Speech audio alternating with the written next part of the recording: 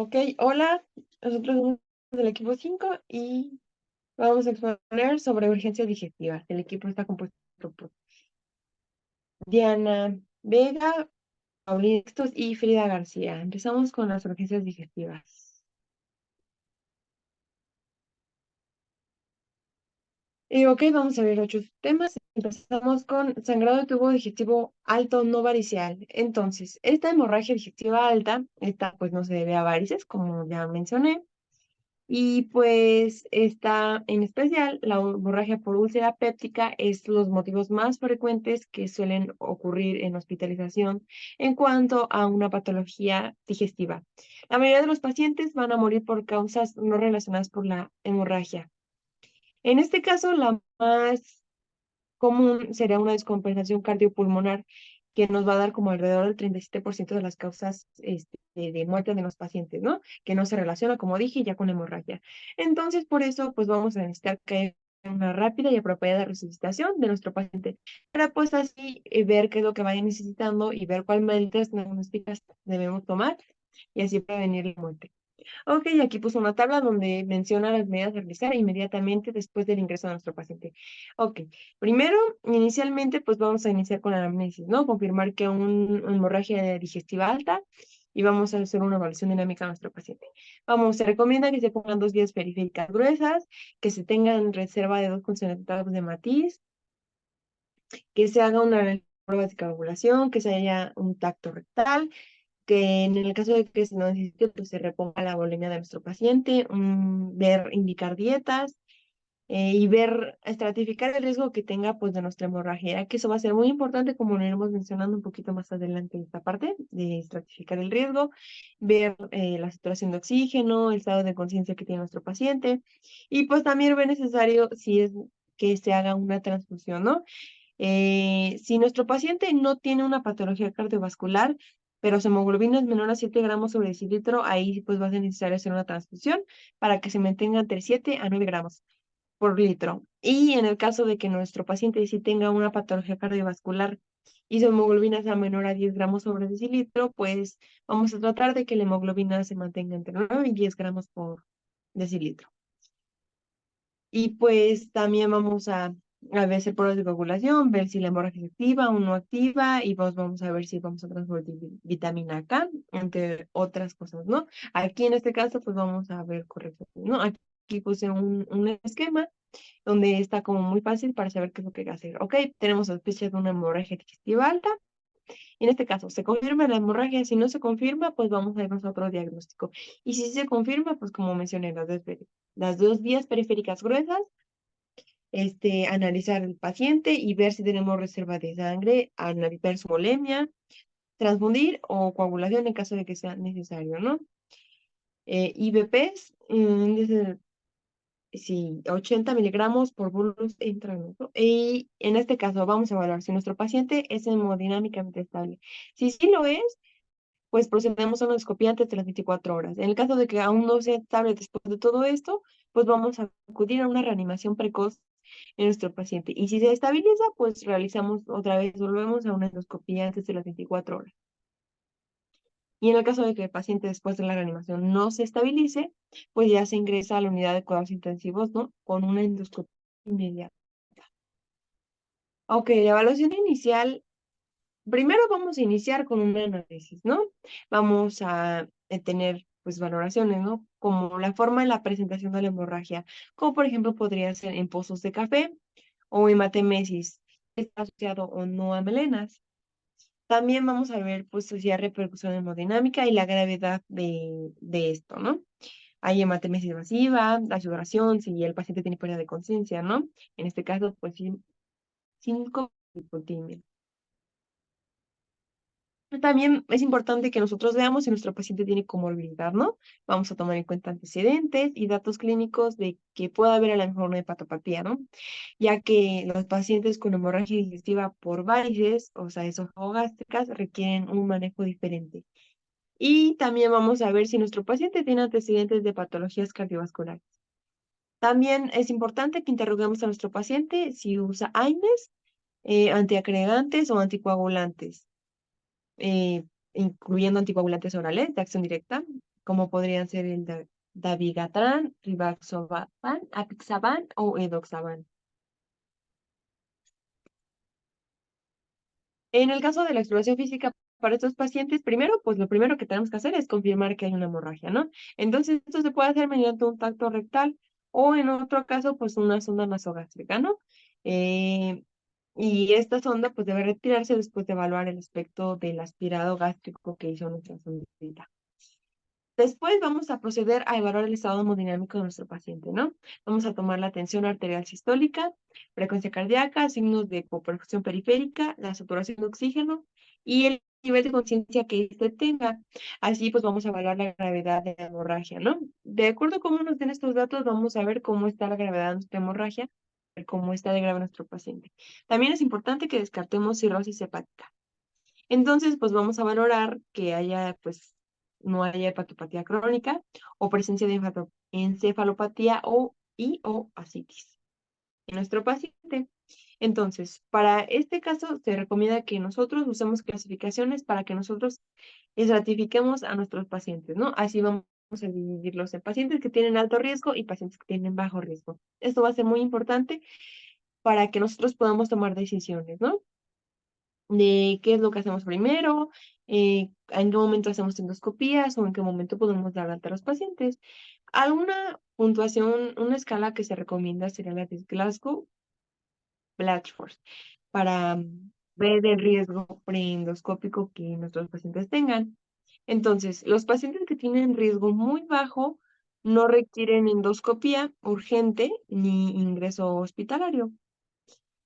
Entonces, esta sería una puntuación de 0, ¿no? Que nos diría, pues, nuestro paciente lo veremos con una presión arterial sistólica mayor a 110 milímetros de mercurio, la frecuencia cardíaca menor a 100 latidos por minuto, la hemoglobina, 13 gramos sobre decilitro en hombres o 12 en caso de mujeres, el BUN menor a 6.5 milimoles por litro y ausencia de melena, sin síncope, enfermedad hepática o fallo cardíaco. Y aquí pues una tabla, ¿no?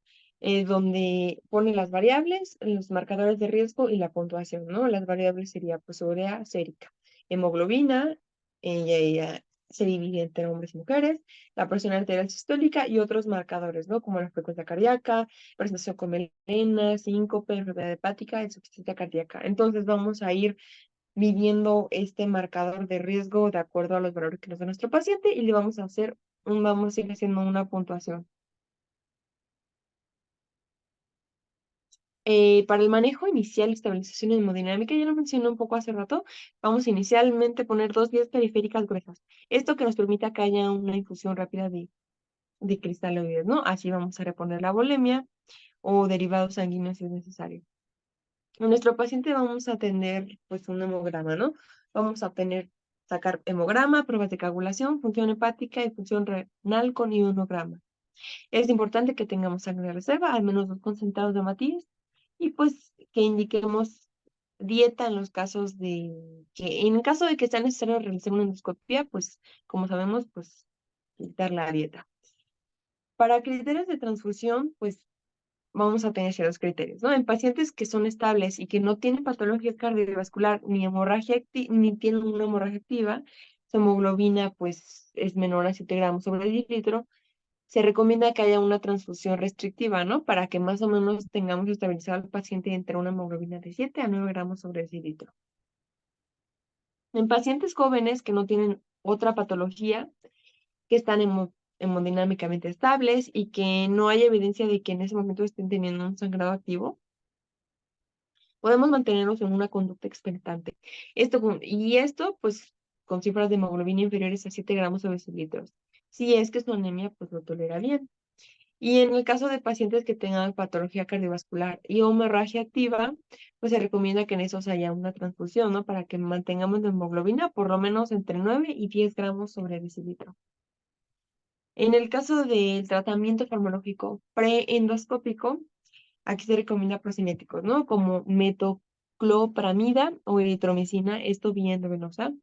Aquí va a ser una dosis única de 250 miligramos y se va a administrar alrededor de 30 a 120 minutos, esto antes de la endoscopia. Y esto solo es útil en pacientes que hay sospecha de sangre o coágulos en el estómago, ya que la eritromicina mejora hace que haya una mejor visibilidad durante la endoscopía, ¿no? Lo que hace que no haya necesidad de volver a hacer una segunda exploración y disminuye el número de sangre en medidas transfundidas y reduce la duración que nuestro paciente pueda quedarse en el hospital. La eritromicina, lo ideal es darla, ¿no? Antes de la endoscopía, pero en caso de que ya se haya realizado una endoscopía y hubiera sangre en el estómago y en ese momento pues la sangre impidió que se visualizara correctamente, antes de hacer la segunda endoscopía, pues se indica que se administre la eritromicina, ¿no? Para que haya una mejor visibilidad. También tratamiento también se incluyen los inhibidores de la bomba de protones. Esto es por vía pues, intravenosa. Es importante que se administren los inhibidores de la bomba de protones. Intravenoso si prevé que la endoscopía no se va a realizar de manera inmediata. Si sabemos que no se va a realizar en ese momento, se administran los inhibidores de la bomba de protones. En una dosis de 80 miligramos intravenoso y esto seguido de una perfusión de 8 miligramos por hora, esto disuelto en suero fisiológico. En el estudio decía que la dosis inicial aún no está clara porque pues aún faltan muchos estudios que realizar sobre esto. Y en el caso de la endoscopía, pues se recomienda que se realice una endoscopía precoz. Esto para identificar y evaluar el riesgo que tiene nuestro paciente, ¿no? De que se repita una recidiva y pues en el caso de los pacientes que tengan bajo riesgo, pues que podamos darles de alta más pronto posible. También que hagamos una endoscopia nos permite que realicen permite la realización de tratamiento en pacientes de alto riesgo. Esto es importante. Y pues esto se recomienda que se debe realizar dentro de las primeras 24 horas de ingreso. A menos que sea de muy alto riesgo, pues se recomienda que sea inmediatamente, ¿no? En los pacientes de muy alto riesgo que tengan una inestabilidad hemodinámica persistente, pues dentro de las primeras 6 horas es lo mejor para que así podamos nosotros proceder a hacer un tratamiento, ¿no? Ver qué hay y eso. Siempre va a ser lo mejor que hagamos una evaluación individualizada, ¿no? De nuestros pacientes, ver el riesgo y beneficio que tiene cada uno de nuestros pacientes con esta realización de la endoscopía, ¿no? Sobre todo en pacientes que puedan tener complicaciones, como por ejemplo los que tienen pues, síndrome coronario agudo, con perforaciones o en algunos que tengan inestabilidad hemodinámica persistente. Entonces, el objetivo del tratamiento endoscópico es que obtengamos una hemostasia permanente, es decir, conseguir el control inicial de la hemorragia y prevenir que haya un resangrado. Para el manejo hospitalario, pues vamos a ocupar escalas pronósticas y vamos a actuar de acuerdo con el pronóstico que esté teniendo nuestro paciente. Aquí se recomienda que usemos escalas pronósticas, ¿no? Post-endoscopía, para que así podamos estratificando a los pacientes según el riesgo que tengan de una recidiva, de mortalidad, y así pues podamos ver nosotros qué vamos a hacer en el manejo clínico. El que más es, el índice más reconocido y más validado es el de ROCAL. Aquí vamos a identificar a los pacientes que tengan más bajo riesgo de recidiva y mortalidad y que puedan beneficiarse de un tratamiento ambulatorio. También vamos a identificar a pacientes de más alto riesgo a los que debería ofrecer una adecuada asistencia y así pues disminuir la mortalidad. Y aquí puse una tabla donde se indica este índice de ROCAL y ahí va la puntuación. La mortalidad baja es de 0 a 2, intermedia a 3 a 4 y alta es mayor, puntaje mayor a 5. Aquí se va a dividir pues, en años, como comorbilidades, shock, origen de la hemorragia y estima de sangrado. Entonces vamos a ir puntuándolo de acuerdo a nuestro paciente. Y en el caso del tratamiento farmacológico, después de la endoscopía, en pacientes que tengan una alta posibilidad de que haya una recidiva de la hemorragia, y después de un tratamiento endoscópico eficaz, se va a administrar un inhibidor de la bomba de protones, 80 miligramos en un bolus intravenoso, seguido de una perfusión continua de 8 miligramos por hora. Esto se demuestra que reduce el resangrado y que haya una necesidad de cirugía y la mortalidad de nuestros pacientes. Ok, pasando al sangrado de tubo digestivo bajo, este se va a definir como una hemorragia que se origina en el tubo digestivo distal. ¿Le puedes regresar, por favor? y que a fines prácticos se dice que queda al alcance de un colonoscopio y en estas partes anatómicas sería el ano, el recto, el colon, el cillo o el ilion terminal. Para fines prácticos también se maneja que puede llamarse o definirse como la pérdida de sangre que se origina por debajo del ángulo de Treitz. Este también conocido como ángulo duodenoyuyenal. Este en la tercera o cuarta porción del duodeno. La siguiente, por favor. En su epidemiología se dice que tiene una incidencia de 20.5 a 27 casos por cada 100.000 y una mortalidad del 2 al 4%. Se dice que aumenta el riesgo en pacientes de 80 años y que es más frecuente en hombres. Se dice que esta es una de las causas que provoca menos estado de choque y que del 80 al 85% de pacientes que presentan hemorragia cede espontáneamente. La siguiente. En su etiología se puede dividir en dos. La causa más frecuente de esta va a ser la fisura anal y el sangrado hemorroidal, pero se divide según su sitio anatómico, según la hemorragia del intestino delgado, donde a su vez se va a dividir en un origen vascular, secundaria a úlceras o a tumores, o a una hemorragia colónica, que esta solamente la clasifican con enfermedad diverticular y entre otras patologías que se pueden ver en esta tablita, que las vamos a ver un poquito más adelante. La siguiente. También podemos dividir su etiología por grupo etario. Por ejemplo, en niños la causa más frecuente serían los divertículos de Merkel, al igual que en los adolescentes. En adultos entrarían, en adultos y en ancianos mayores de 65 años entran las enfermedades diverticular de colon. Posteriormente, en niños le seguiría una colitis ulcerosa. Si se fijan, en niños y en adolescentes se parecen mucho estas enfermedades, mencionaba la literatura que por el cambio de transición, y en adultos al igual pasa lo mismo. En adultos ancianos se puede ver que es muy similar, excepto en que pueda ser aquí por una colitis ulcerosa o por una enfermedad de Crohn, y aquí que sería por una isquemia intestinal o algunos tumores. La siguiente, por favor. Según su clasificación, se divide en aguda, crónica o oculta. La aguda se va a subdividir en dos. En aguda moderada, que es una compensación en la hemodinámica inicial con restauración gradual del volumen y el contenido plasmático, y a su vez a una aguda masiva, que este tiene dos características: que haya presencia de taquipnea, taquicardia y hipotensión orostática, que justamente este va a ser un factor que nos va a indicar qué tan grave está el paciente. O bien la otra, que sería una pérdida sanguínea superior al 30% del volumen total o una velocidad superior a 100 milímetros por hora. La crónica como característica va a tener que tiene una pérdida de sangre continua. Esta se caracteriza por varios días o incluso semanas. Y en la oculta es que hay una pérdida digestiva que no va a modificar las características microscópicas de las heces y por lo tanto solo se hace positivo mientras se hacen exámenes de detección de sangre en heces. Como tal, no la vamos a ver, no va a tener ninguna manifestación, exactamente a menos de que haya un examen de sangre en heces. Por eso es que se le llama oculta. La siguiente, por favor. Tiene otra división sus causas que se dice que son en inflamatorias y mecánicas. Entre el grupo de inflamatorias podemos encontrar patologías como tipo colitis ulcerosa, diverticulitis o una úlcera colónica solitaria o una colitis amebiana. Y en las mecánicas tenemos una enfermedad diverticular, fisuras anales o neoplasias. La siguiente.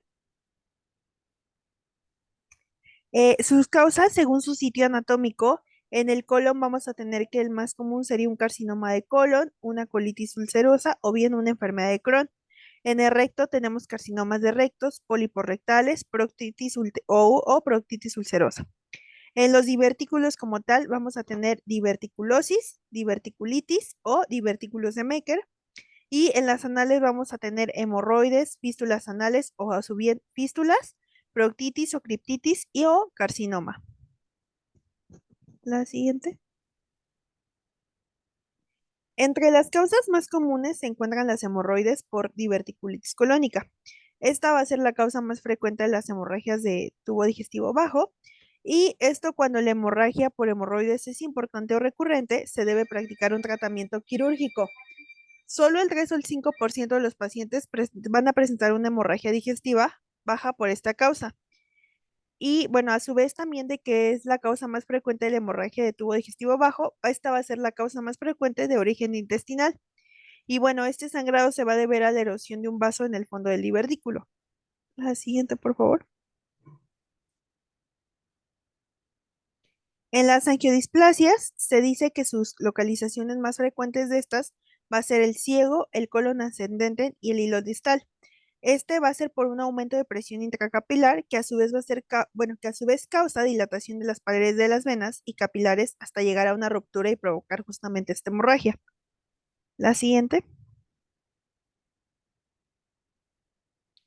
Entre las otras causas comunes tenemos la enfermedad inflamatoria intestinal, que bueno, aquí la colitis ulcerosa va a corresponder del 2 al 8% de las causas de la hemorragia de sangrado de tubo digestivo bajo, y a su vez la enfermedad de Crohn solo pertenece al menos del 2%. Esto regularmente suele causar rectorragia, en general se asocia a deposiciones de consistencia alterada y bueno, la hemorragia cuando ya es en cantidades masivas puede recurrir a una colectomía de urgencia. La siguiente. El divertículo de Meckel, pues va a ser la causa más frecuente, como les mencionaba, en la clasificación de grupo etario. Va a ser más frecuente en niños y jóvenes, es muy poco raro en adultos. Y bueno, este va a ser una ulceración de la mucosa gástrica ectópica en un divertículo intestinal, va a poder causar justamente esta hemorragia de sangrado digestivo bajo y puede tener también anemia crónica por microsangrado. La siguiente, por favor. Bueno, ¿cómo van a presentarse clínicamente estos pacientes que presenten una hemorragia de sangrado de tubo digestivo bajo? Bueno, ellos pueden presentar rectorragia, que va a ser sangre de color rojo vivo, que este va a cubrir a las heces o va a aparecer tras la defecación de justamente las heces, y pues estas pueden ser aparentemente de un aspecto normal, por eso es tras la defecación. Este, como les dije, aparece al final de la deposición y se manifiesta como un goteo o una mancha en el papel higiénico hasta limpiarse. Se dice que su origen va a ser anorrectal si su sangre va a ser muy fresca y brillante, como se ve en la imagen, que la característica que les pongo aquí es que es muy brillante y muy roja. La siguiente, por favor. Otra de las características va a ser que presenten hematoquesia. Esta va a ser sangre de color rojo oscuro o granate y este se mezcla con las heces o no. Esta puede indicar si la hemorragia de tubo digestivo bajo puede ser de origen no tan distal. La siguiente, por favor. Y vamos a tener la melena, que si bien va a ser característica más de sangrado de tubo digestivo alto, este puede ser porque presenta una hemorragia que se origina del intestino delgado o del colon derecho. Y las características de la melena es que van a ser heces negras, que van a ser pestilentes y van a ser líquidas. La siguiente, por favor. Bueno, se dice que tenemos unos criterios de factores de severidad, es decir, que está el riesgo de que se sufra una hemorragia grave. Se dice que si tiene 0 factores va a tener el 9% de producir una hemorragia grave, si tiene de 1 a 3 factores el 43% y más de 3 factores ya tiene el 84%. Entre estos factores tenemos una hemorragia activa por 4 horas o más, una hipotensión, taquicardia, que tenga 2 comorbilidades o más, que tenga síncope o que haya utilizado, por ejemplo, ácido acetilsalicílico, antiplaquetarios, AINES, heparina o bien agentes bloqueadores de vitamina K. Recordemos, si tiene 0 factores, tiene el 9%, si tiene de 1 a 3 factores, el 43%, y más de 3 factores, ya es un 84%. La siguiente, por favor. Las medidas iniciales va a ser las que se van a manejar cuando detectemos que nuestro paciente tiene hemorragia de tubo digestivo bajo. Primero es que interroguemos al paciente sobre el uso de AINES, antiagregantes o anticoagulantes, que haya tenido una polipectomía previa o que tenga síntomas anales o dolor abdominal, que tenga un síndrome tóxico o el cambio de ritmo intestinal reciente.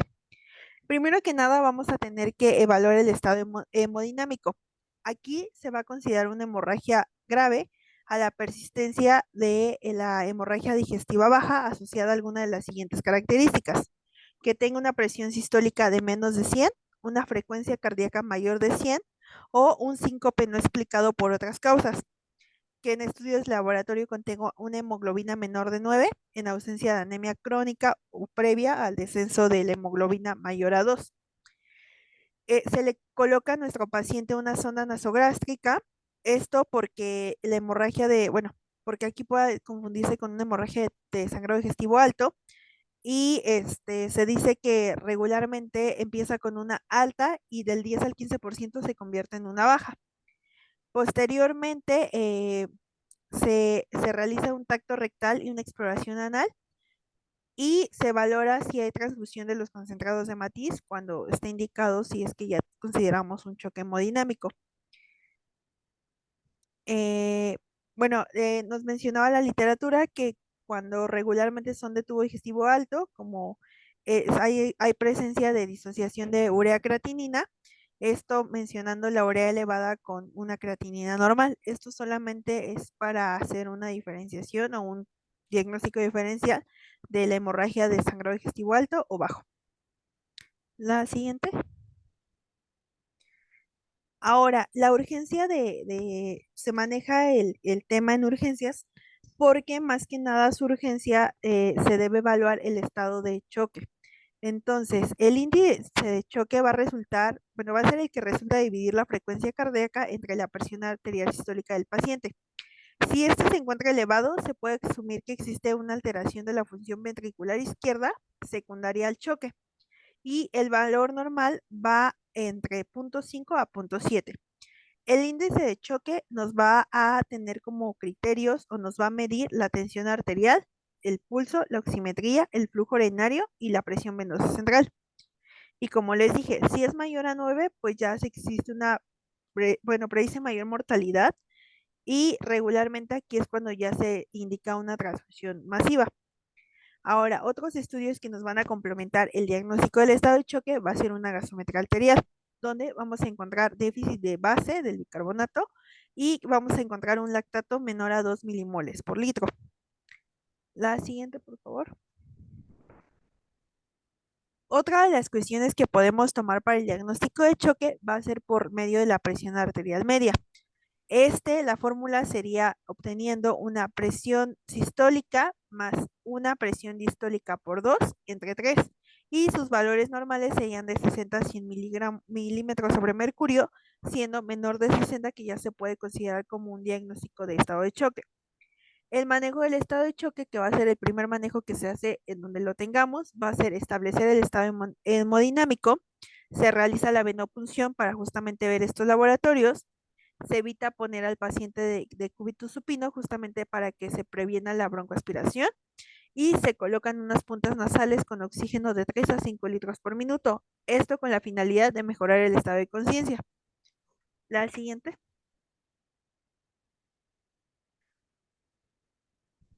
Bueno, y aquí les dejo una tablita donde nos va a dar unos parámetros que evalúa qué tipo de grado o clase tenemos un choque hipovolémico.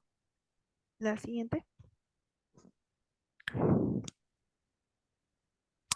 Bueno, y el tratamiento del estado de choque primero va a ser administrar el total del plasma fresco congelado, hacer una transfusión.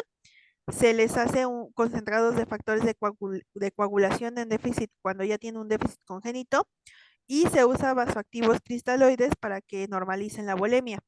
Otras soluciones que se agregan a los pacientes en estado de choque va a ser lactato, solución Hartmann, solución salina hipertónica o soluciones glucadas.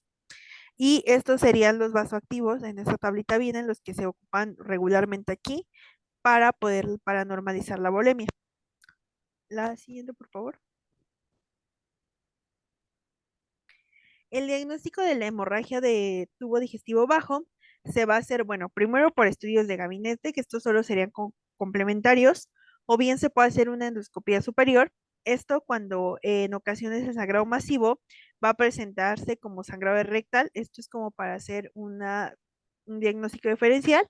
Y la colonoscopía, esta va a ser la primera modalidad para evaluar y tratar. Está contraindicada sin preparación intestinal y identifica el sitio del sangrado del 45 al 90%. La siguiente.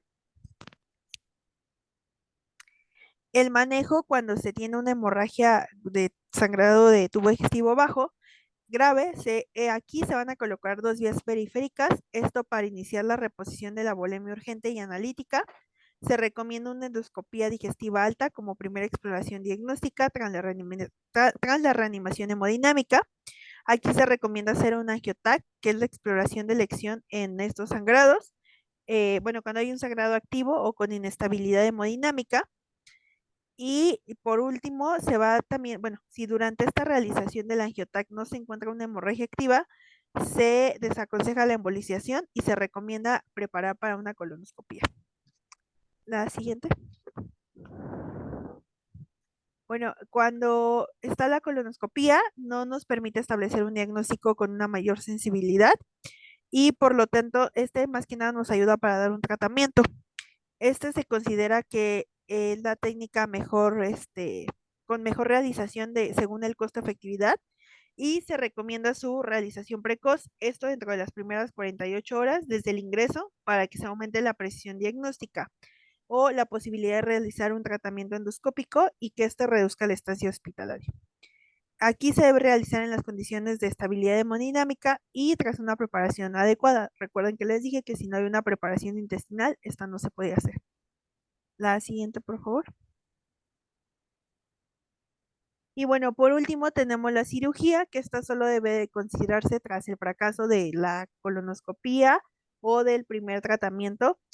Y este es importante localizar el origen del sangrado antes de que se haga cualquier resección quirúrgica, para evitar que haya una persistencia de esta hemorragia en una lesión que no sea la correcta. El manejo realmente de una hemorragia de sangrado digestivo bajo va a depender mucho de la etiología de la patogenia que la esté causando, pero regularmente estos son los pasos a seguir. Como les dije, en urgencias, lo único que es más importante controlar es el choque hipovolémico. La siguiente, por favor.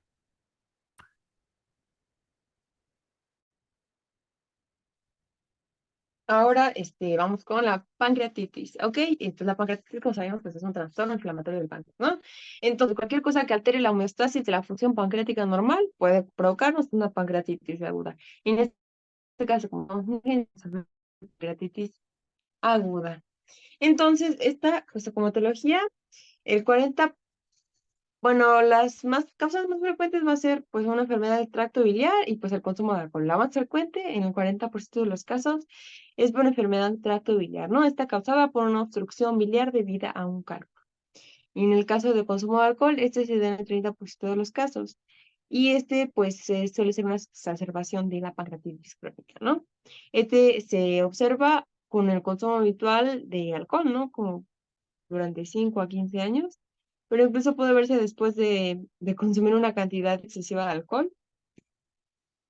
También puede deberse a un CEPRE, que es la colangiopancreatografía retrógrada endoscópica, ya que este puede provocar pues el alojamiento accidental de un cálculo en el esfínter de Oddi, y pues aquí hay mayor riesgo en pacientes con disfunción del esfínter de Oddi. También la pancreatitis puede deberse a un traumatismo abdominal, pues más o menos en lesiones penetrantes, también pues un traumatismo contundente puede provocar una lesión ductal. En este caso pues puede también ser de causa idiopática que se representa del 10 al 30% de los casos y deberse a una microlitiasis oculta que puede ser esta la responsable. También podemos deberlo a medicamentos, ahí puse una lista de los que pueden ser, ¿no? Como azatioprina, ácido valproico, estrógenos, diuréticos triacídicos, ideasa, corticosteroides, ketamina. Otras causas menos frecuentes como podrían ser infecciones como la papera, la hepatitis, citomegalovirus, salmonella, parásitos. También puede deberse a toxinas, ¿no? Como organofosforados o en nuestro caso, pues picaduras de escorpiones también. Ok, la pancreatitis inicia a través pues, de una lesión en las células acinales, ¿no? Esto debido pues, a una obstrucción biliar que nos lleva a un aumento de la presión del conducto pancreático y a una lesión de las células acinares. Y pues también pues, ¿no? Daño directo como pues por las toxinas y alcohol. También puede ser pues por cambios en el pH de las células acinares y en las concentraciones de calcio, lo que activa hay lo que trae una activación intrapancreática de la tripsina que activa y esto genera una autodigestión.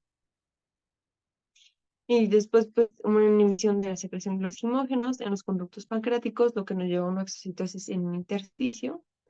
Y pues no se extiende del todo, pero se cree que esto atrae que atrae células inflamatorias.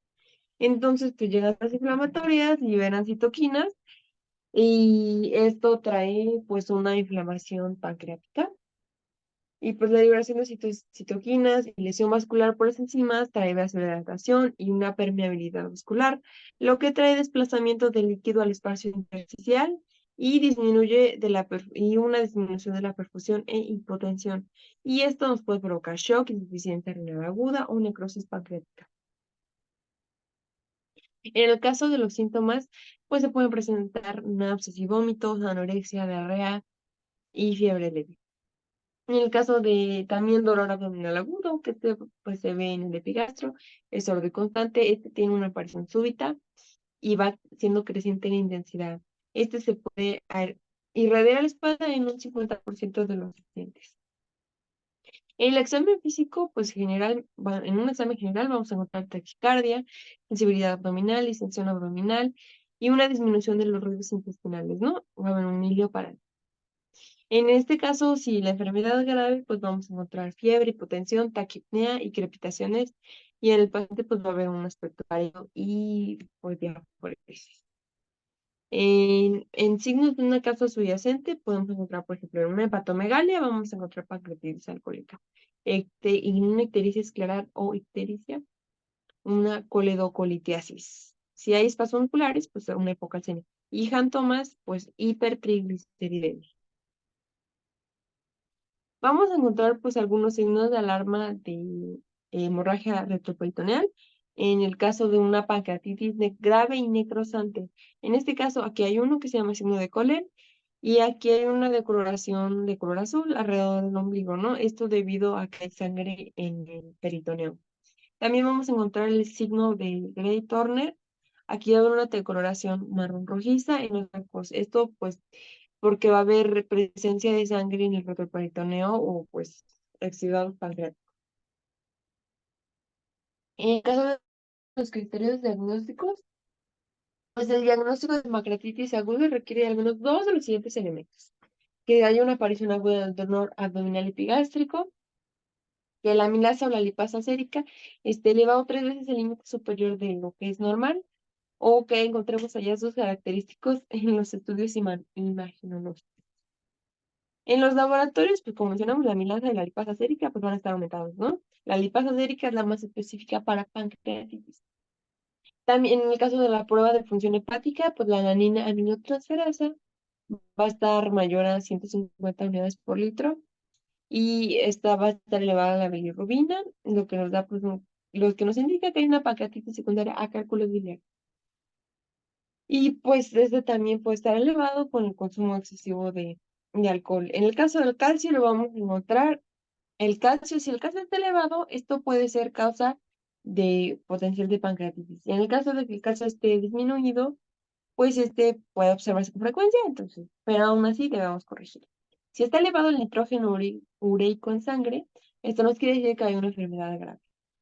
En el caso de en un hemograma, pues vamos a encontrar, si el hematocrito está elevado, nos indica que hay una enfermedad grave. Y pues los leucocitos elevados, que hay inflamación. En el caso de la proteína C reactiva, si es mayor a 150 miligramos por litro, a las 48 horas indica que hay riesgo de pancreatitis grave y que haya un fallo orgánico. La inmunoglobulina G4 se puede comprobar si se sospecha en el caso de que se sospeche de que sea una pancreatitis, pero autoinmune. Para imagenología, vamos a encontrar características de inflamación pancreática aguda. Aquí vamos a ocupar tomografía computarizada con contraste, resonancia magnética y ultrasonido abdominal. Ok, aquí puse unos criterios tomográficos de Baltasar para pancreatitis aguda. En este caso, pues vamos a ver el grado de lesión en el que se haya visto en la tomografía y lo vamos a dar una puntuación, ¿no?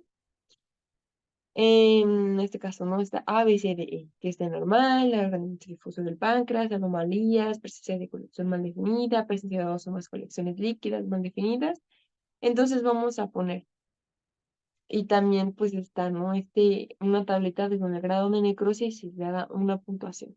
Se van a sumar los puntos y de ahí vamos a dar un índice de severidad, ¿no? Si está bajo, medio o alto. Hallazgos que vamos a encontrar, pues vamos a encontrar un agrandamiento focal o difuso del páncreas con realce heterogéneo, con contraste intravenoso. Y la necrosis del tejido pancreático se reconoce como falta de realce tras la administración de contraste intravenoso. Para evaluar el pronóstico de nuestro paciente, vamos a ocupar esta tabla de criterios de razón. Entonces, vamos a un punto a cada uno. Al momento del ingreso, y esto se divide al momento del ingreso y en las 48 horas del ingreso, ¿no? La edad, los leucocitos, la glicemia. En ese caso, el momento de ingreso, a las 48 del ingreso, 48 horas del ingreso se mide pues el aumento del boom, calcio sérico, presión parcial de oxígeno, déficit de base, disminución del hematocrito. Y este vamos a dar una puntuación del 0 a 2, es una mortalidad mínima. Si la puntuación nos va de 3 a 5, ya es del 10 al 20% de mortalidad y ahí se ingresa a unidad de cuidados intensivos. Y si la puntuación es mayor a 5, indica que hay un mayor riesgo de complicaciones sistémicas y pues de mortalidad.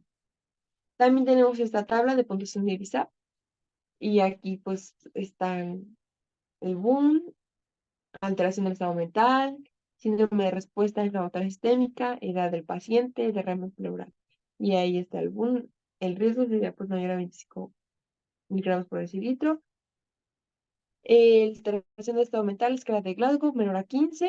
Y respuesta inflamatoria, evidencia de Sears, edad, pues que sea mayor de 60 años, en el caso de un derrame pleural, que haya hallazgos positivos en los estudios de imagen. Si el puntaje de edad de 0 a 2 puntos, pues es menor mortalidad, ¿no? Una mortalidad menor al 2%. Y si el puntaje de 3 a 5, pues ya hay mayor mortalidad, pues mayor a un 15%. En el tratamiento básico vamos a tener, pues, la renovación con líquidos intravenosos. Vamos a tener un control de ingreso y egreso de líquidos de nuestro paciente. Vamos a estar vigilando los signos vitales constantemente y en el caso de que haya desequilibrios electrolíticos, pues los vamos a tratar.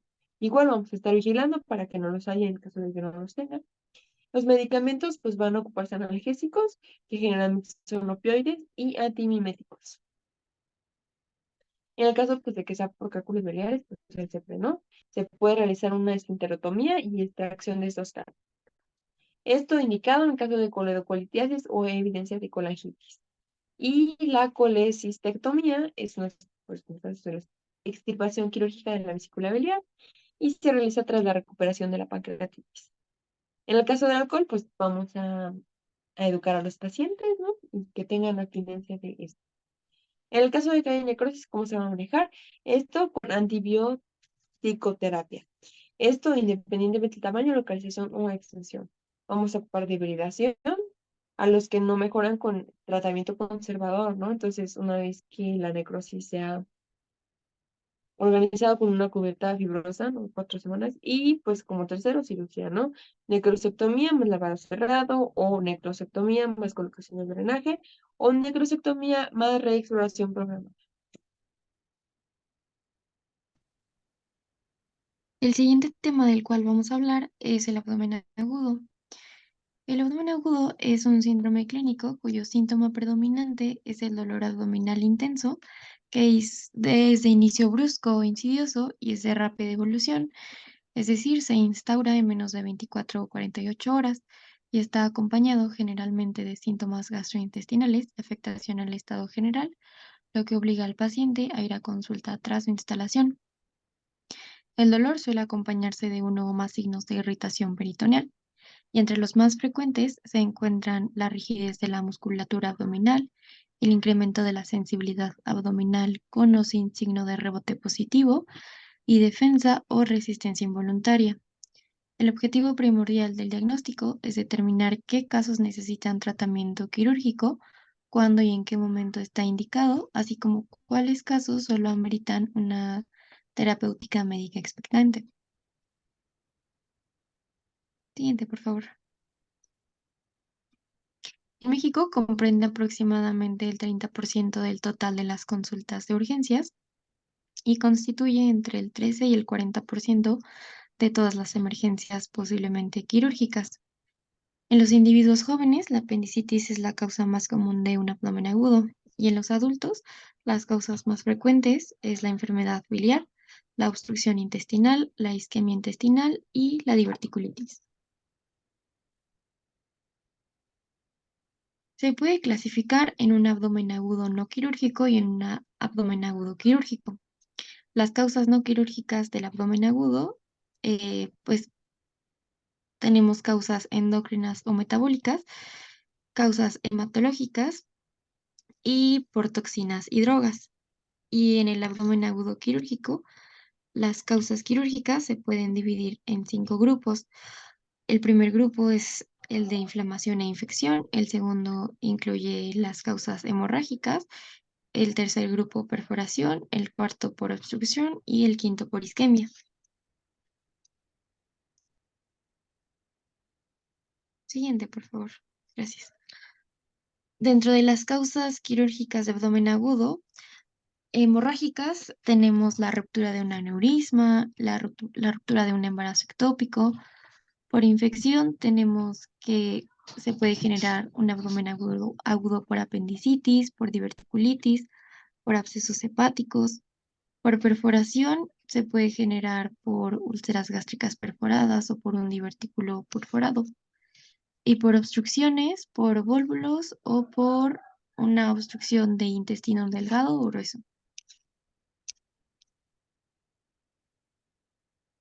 Un aspecto fundamental de la evaluación del abdomen agudo es la obtención de la historia clínica y la realización de la exploración física. El dolor abdominal es la característica de presentación más frecuente y predominante de un abdomen agudo, pero pues es de naturaleza variable. Entonces, el análisis cuidadoso de la ubicación, la intensidad, el modo de inicio y progresión y las características del dolor sugiere una lista preliminar de diagnósticos. Y debemos determinar la ubicación precisa del dolor como paso inicial. Entonces, vamos a revisar los diferentes tipos de dolor. Para empezar, tenemos el dolor de tipo visceral, y la sensación visceral está mediada por fibras aferentes ubicadas en las paredes de las vísceras huecas y en las cápsulas de los órganos sólidos. Y el dolor visceral se desencadena por distensión, por inflamación, por isquemia o por afectación directa de los nervios sensoriales. Este dolor visceral es una sensación que se percibe de manera central y por lo general es de inicio lento, es sordo, es poco localizado y prolongado, y quizás se deba al incremento de la tensión de la pared, a distensión abdominal o a contracciones enérgicas del músculo liso que produce un dolor difuso, y se percibe más a menudo en la línea media por la inervación sensorial bilateral que va a la médula espinal.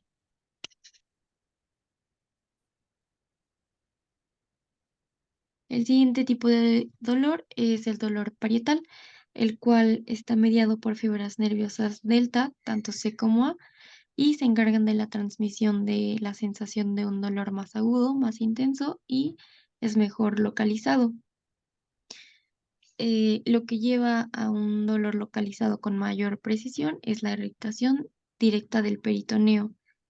Entonces, este dolor se rastrea con mayor facilidad que el dolor visceral.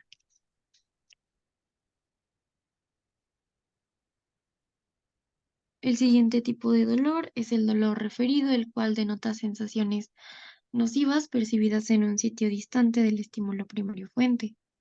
Esta percepción central distorsionada se debe a la confluencia de las fibras nerviosas aferentes que provienen de áreas dispares dentro del asta posterior de la médula espinal.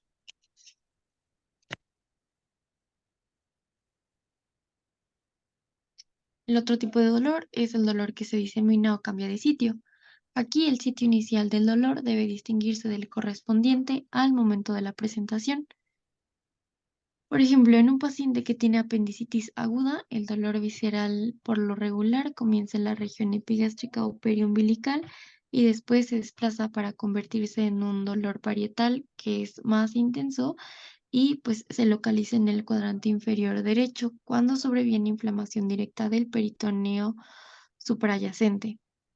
Otro ejemplo es cuando hay una úlcera péptica perforada. En estos casos, el dolor casi siempre inicia en el epigastrio, pero a medida que el contenido gástrico se escapó y sigue el receso paracólico derecho, desciende y se hace prominente en el cuadrante inferior derecho. Entonces, el dolor localizado sugiere la progresión de la enfermedad y también justifica una intervención. También es necesario evaluar la duración, la agudeza y la progresión del dolor en el momento de la presentación inicial, y la valoración debe repetirse tan a menudo como sea necesario. El modo del comienzo del dolor va a reflejar la naturaleza y también la gravedad del proceso subyacente. El inicio puede ser agudo, que se presenta en segundos, rápidamente progresivo, que se produce en 1 o 2 horas, o insidioso, que avanza gradualmente durante varias horas. Y también es necesario determinar la evolución temporal del dolor, es decir, si es constante, intermitente, decreciente o creciente.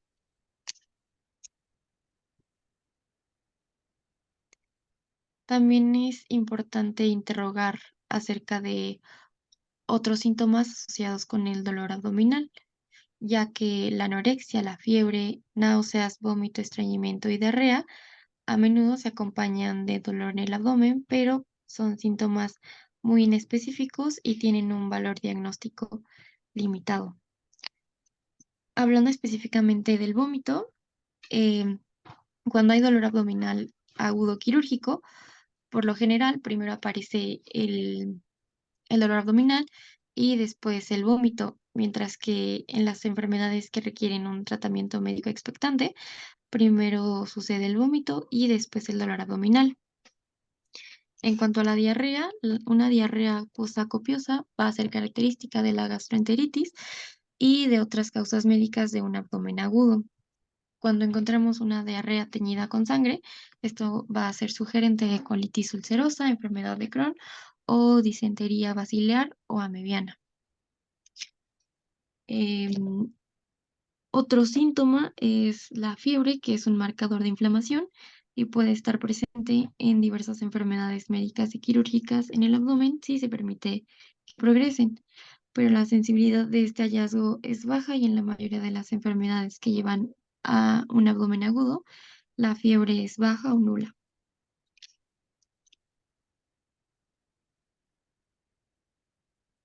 La pérdida de peso, si esta es significativa, puede indicar una enfermedad crónica como cáncer o isquemia mesentérica crónica. La ictericia nos va a sugerir trastornos hepatobiliares, tanto benignos como malignos. La hematoquesia o la hematemesis puede apuntar hacia una lesión gastroduodenal o un síndrome de Mallory-Weiss. Y la melena puede sugerir hemorragia de la parte baja del tubo digestivo o isquemia del colon.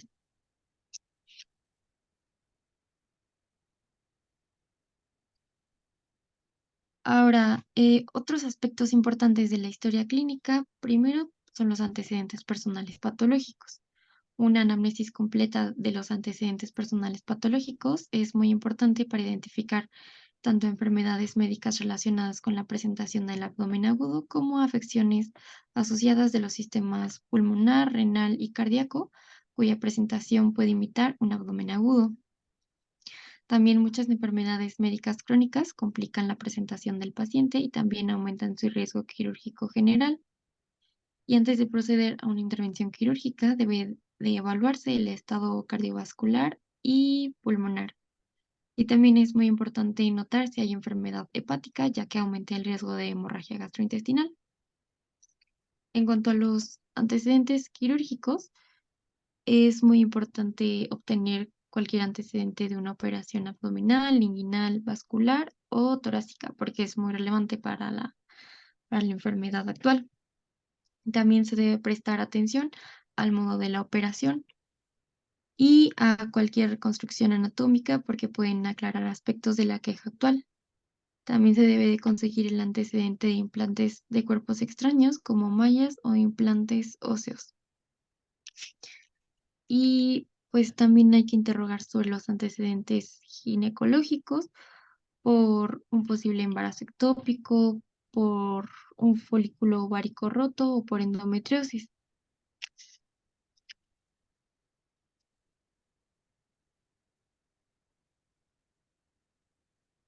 También hay que preguntar acerca de si están tomando algún medicamento. Los que son de interés son los anticoagulantes, antiplaquetarios e inmunosupresores. Los anticoagulantes se han visto implicados en hematomas retroperitoneales y duodenales, y los corticosteroides pueden enmascarar signos clínicos de peritonitis avanzada. También hay que preguntar acerca de viajes recientes porque suscita la posibilidad de un absceso hepático a mediano o de un quiste hidatídico, de un vaso palúdico o infección del área ileocecal por Salmonella typhi.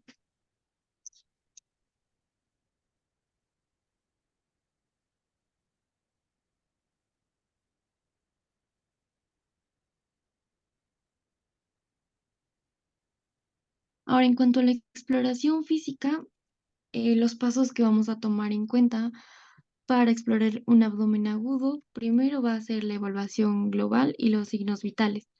Pasaremos a la inspección, después a la auscultación, a la percusión, a la palpación, a la detección de signos especiales. También vamos a examinar la posible presencia de hernias externas y examinar los genitales masculinos. Y vamos a realizar exploración rectal y un examen pélvico.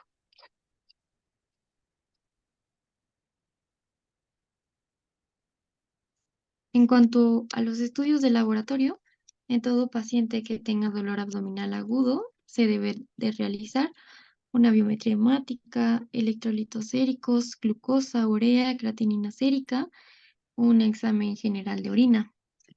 Cuando sospechamos que el abdomen agudo es de origen hepatobiliar, vamos a realizar pruebas de función hepática, incluso en ausencia de ictericia. Cuando sospechamos de pancreatitis, vamos a hacer una determinación de lipasa. Y en todas las mujeres en edad reproductiva con dolor en hipogastrio se debe realizar la fracción beta de la hormona gonadotropina coriónica humana por la posible ruptura de un embarazo ectópico.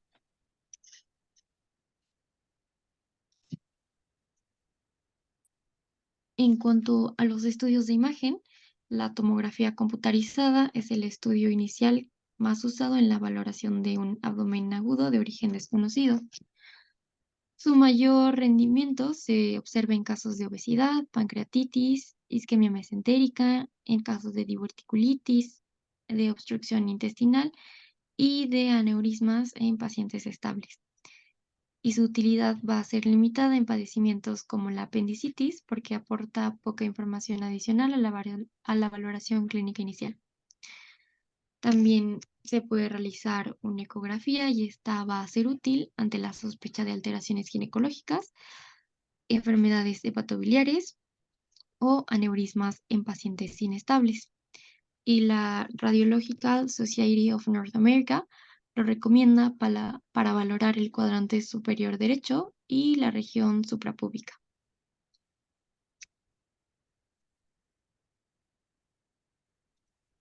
Y bueno, las radiografías abdominales tienen una utilidad limitada y puede identificar el aire libre hasta en el 60% de los pacientes que tienen una úlcera perforada, un aneurisma aórtico calcificado o niveles hidroaéreos.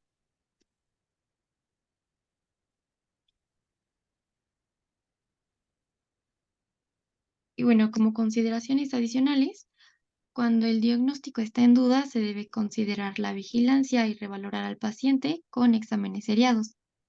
Y si el paciente es egresado, se recomienda advertir sobre datos de alarma y que regrese si el dolor empeora, persiste el vómito o la fiebre y si el dolor dura más de 8 a 12 horas. También algunos autores recomiendan que los pacientes que no cumplen criterios de hospitalización lleven una revaloración ambulatoria seriada, lo cual es seguro y mejora la eficacia diagnóstica. Y por último, está un algoritmo para abordar a los pacientes que tienen un dolor abdominal agudo. Se encuentran aquí la valoración y los posibles diagnósticos de acuerdo a diferentes sospechas. o a diferentes signos que el paciente nos muestre.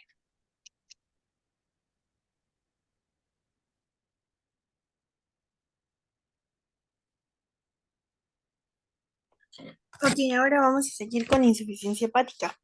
Este se considera que es un síndrome que consiste en la manifestación de forma conjunta de múltiples signos y síntomas de forma secundaria a la incapacidad del hígado de llevar a cabo sus funciones de forma normal.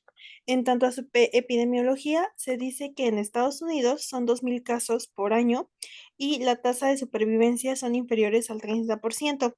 Con cirrosis hepática se dice que 3.2 casos, hay 3.2 casos por cada 100.000 habitantes. La siguiente, por favor. Bueno, esta se puede ver que es una entidad clínica rara que es marcada por una repentina pérdida de la función grave hepática y de curso grave. Desarrolla rápido una disfunción hepatocelular. Este puede ser característico por una ictericia o una coagulopatía. También puede presentar encefalopatía y no hay, bueno, esta puede tener enfermedad hepática preexistente. Sí, no puede tener enfermedad hepática preexistente.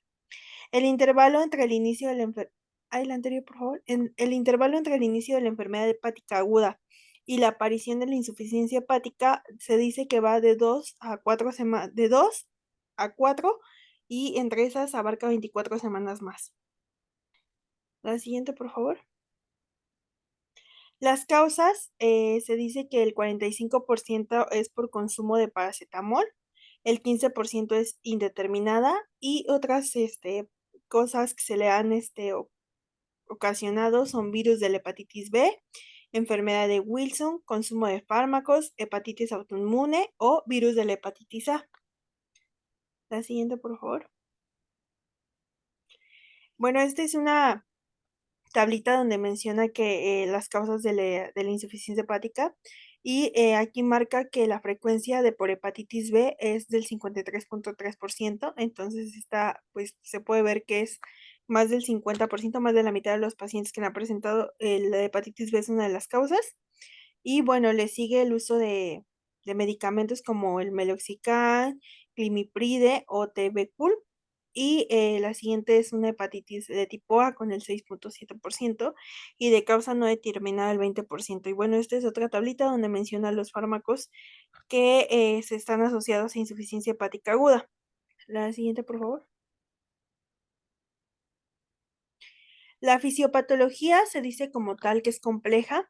Está dada por dos pasos importantes o por dos funciones, que uno sería la necrosis, donde vamos a tener una disminución del ATP y esta a su vez nos va a llevar a un edema cerebral y a una despolarización mitocondrial y a una ruptura de las mitocondrias.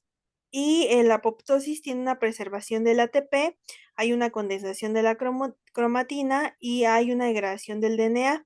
Esto nos lleva a una reabsorción de los componentes celulares. Cuando hay una necrosis o una apoptosis de los hepatocitos, estos van a activar a las células de Cooper, esto por una respuesta inmune innata. Estos van a sacar una respuesta inflamatoria sistémica y esto nos va a inducir a una disfunción orgánica múltiple.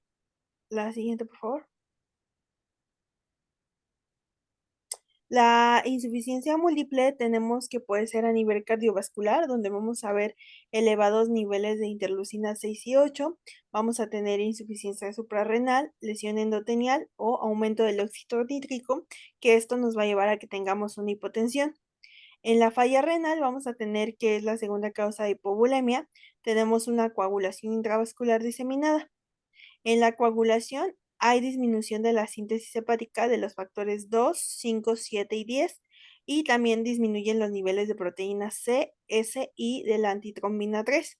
Esto nos va a llevar a una coagulación intravascular diseminada.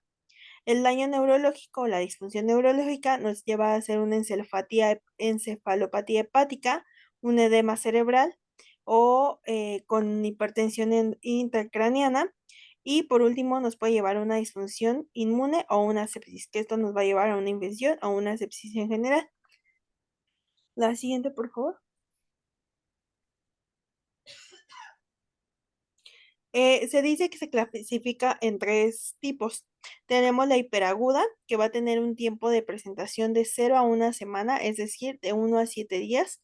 Este va a presentarse con coagulopatía grave, va a tener ictericia leve, tiene hipertensión intracraniana moderada, tiene una buena sobrevivencia sin necesidad de que haya un trasplante hepático de emergencia, y su causa más frecuente es el consumo de paracetamol, la hepatitis A y la hepatitis C. Después sigue la aguda, que este va a tener un tiempo de presentación de 1 a 4 semanas, es decir, de 8 a 21 días. Aquí, a diferencia de la hiperaguda, va a presentar una coagulopatía moderada. Ya tenemos una ictericia moderada, tenemos una hipertensión intracranial moderada, y este tiene moderada sobrevida sin necesidad de que haya un trasplante hepático de emergencia, y la causa más frecuente de estas es la hepatitis.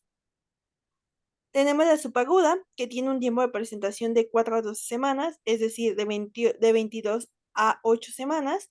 Este va a tener una coagulopatía leve, pero va a tener una ictericia severa, tiene una hipertensión intracraneal moderada, y aquí tiene escasa supervivencia cuando se hace un trasplante hepático de emergencia.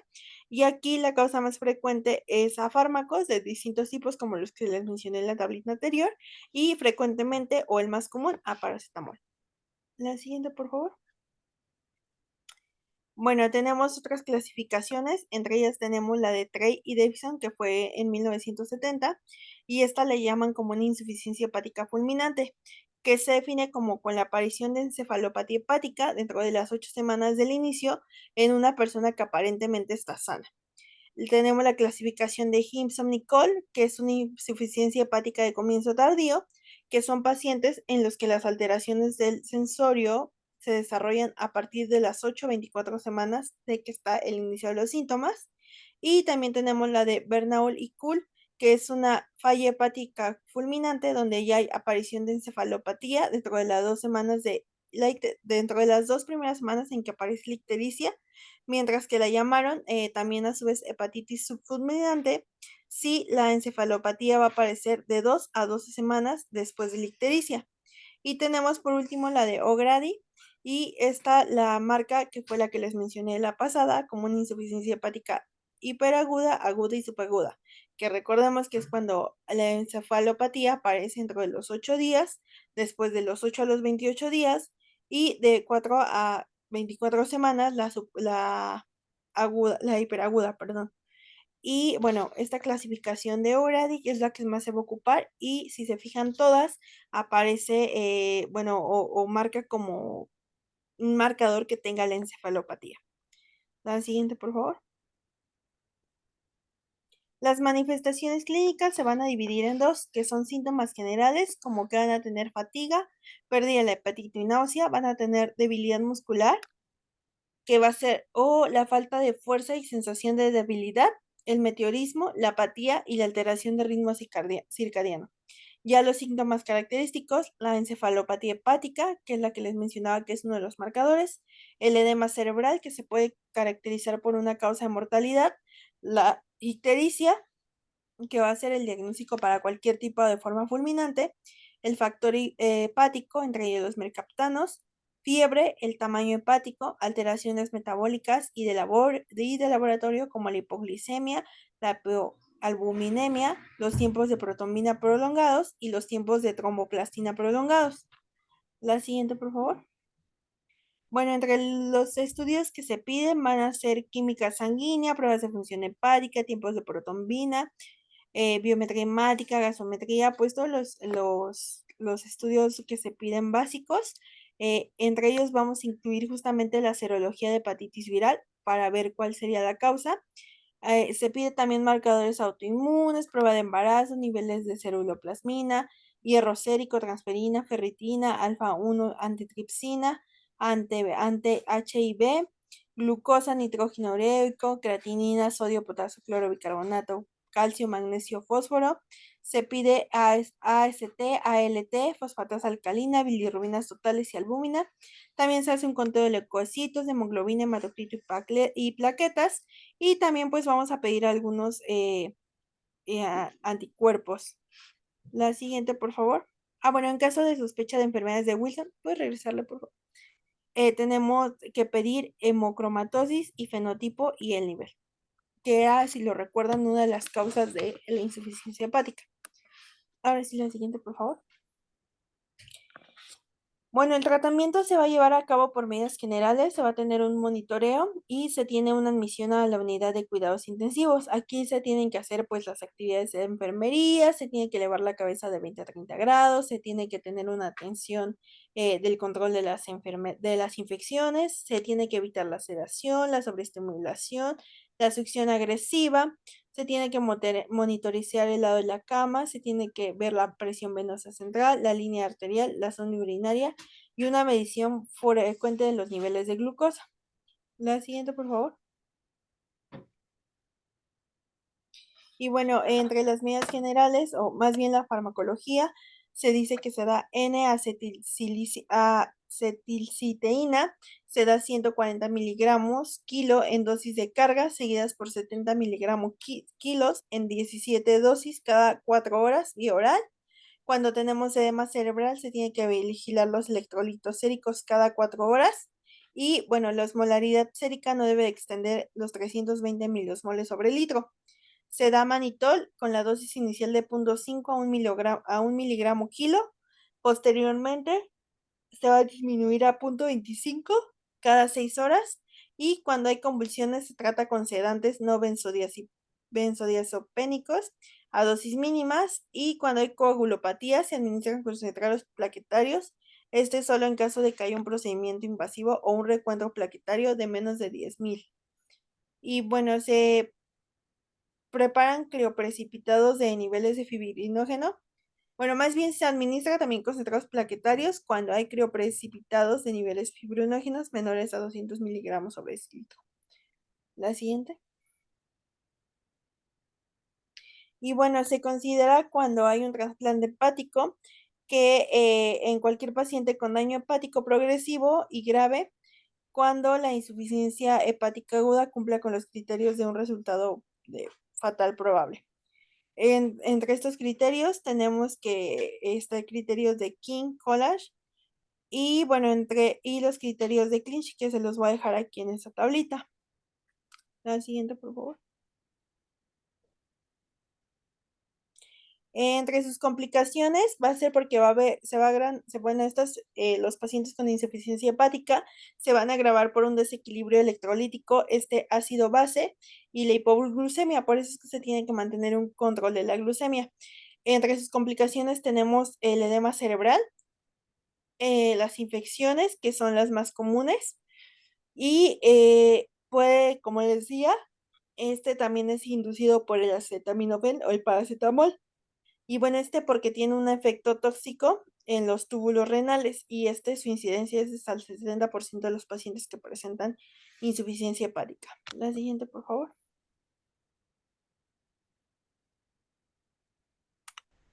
El siguiente tema del cual vamos a hablar es la hemorragia digestiva varicial.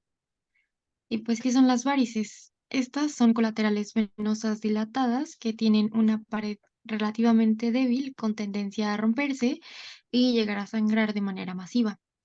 El desarrollo de varices gastroesofágicas es una complicación inherente a la presencia de cirrosis hepática. La hemorragia por varices gastroesofágicas es la principal complicación de la hipertensión portal y es una complicación que es potencialmente mortal. La hemorragia por varices ocurre en el 25 al 40% de los pacientes que tienen cirrosis y es una de las principales causas de morbilidad y mortalidad en estos individuos. Cada episodio de sangrado varicial activo está asociado con un riesgo de mortalidad del 30% y los sobrevivientes tienen un riesgo de un 70% de un sangrado recurrente en el lapso de un año. El 40% de los pacientes que tienen cirrosis compensada presenta varices gastroesofágicas en el momento del diagnóstico y el 90% de los pacientes las llegará a desarrollar. Siguiente, por favor. Gracias. Ahora, no, la anterior. Gracias. Ahora, ¿cómo se forman estas varices? Pues la formación de colaterales portosistémicas, entre las que se incluyen las varices, obedece a tres factores. El primero de ellos es un factor hemodinámico. y este es el aumento de la presión y el flujo sanguíneo en el sistema venoso portal. El segundo es un factor anatómico que está representado por la existencia de canales embriogénicos que comunican la circulación portal y la circulación sistémica. Y el último es un proceso de angiogénesis activa. Siguiente, por favor. Las varices van a incrementar su tamaño por efecto de aumentos progresivos y repetidos de la presión portal y del flujo sanguíneo portocolateral.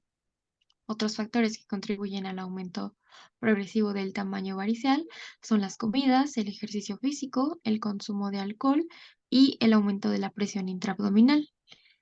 Estas varices se van a romper cuando soportan una excesiva tensión varicial que está determinada por la presión portal y varicial, el tamaño del vaso y el grosor de su pared. Y las varices que tienen mayor presión, mayor tamaño y una pared más delgada son las que tienen mayor riesgo de ruptura. Y una vez que se ha producido la ruptura de las varices, su gravedad es directamente proporcional a la presión varicial y al área de ruptura e inversamente proporcional a la viscosidad sanguínea que está relacionada de manera inversa con el hematocrito.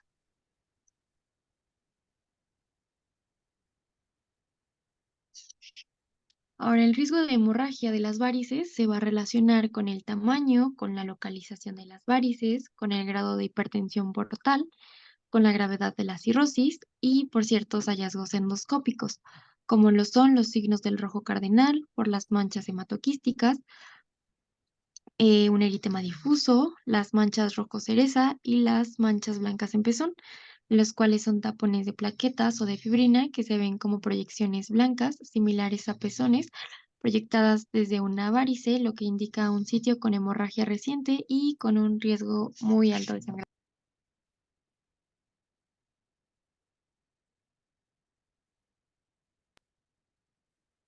Siguiente, gracias. Em, los signos de sangrado por varices son inespecíficos e incluyen hematemesis, melena y hematoquesia. También los pacientes se pueden sentir aturdidos y mareados. Los que tienen hepatopatía grave suelen tener encefalopatía hepática. Y otros signos y síntomas asociados son manifestaciones de cirrosis, que incluyen a la ictericia, las telangiectasias aracnoides, el eritema papilar y ascitis.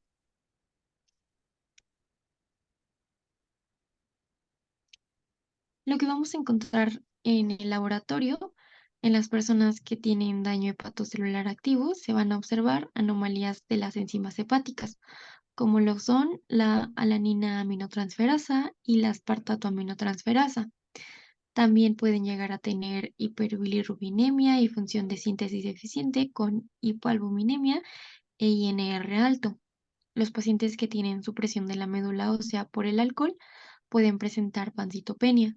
Los pacientes que tienen hiperesplenismo pueden tener plaquetas bajas. Los pacientes que tienen insuficiencia hepática pueden tener hipoglucemia y los pacientes que tienen síndrome hepatorrenal pueden tener el nitrógeno ureico en sangre aumentado y la creatinina aumentada.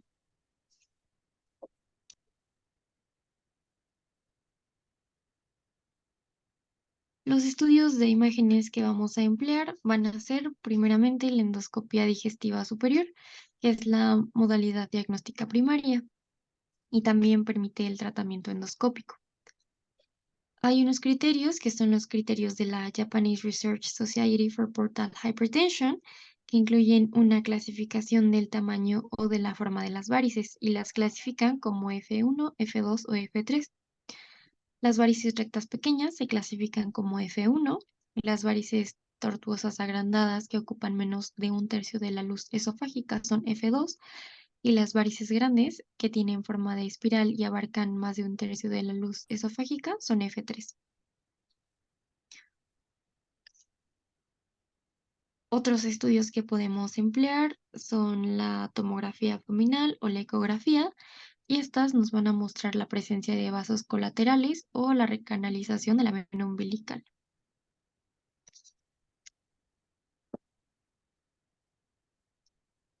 El diagnóstico diferencial va a incluir causas no varicosas de hemorragia gastrointestinal superior como esofagitis, enfermedad ulcerosa péptica o desgarros de Mallory-Weiss.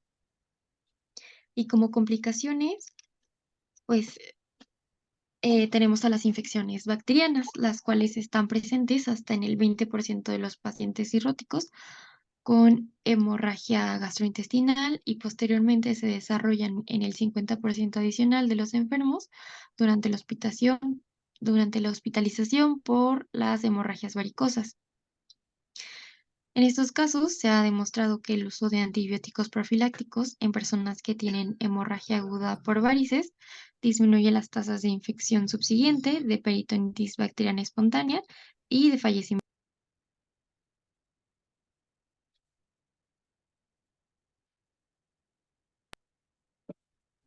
Siguiente, por favor.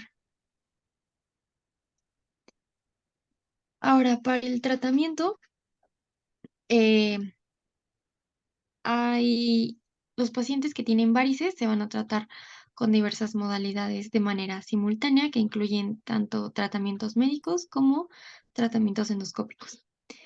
Y debe evitarse la reanimación excesiva porque la reposición de volumen excesivamente intenso se asocia con precipitación de más hemorragias.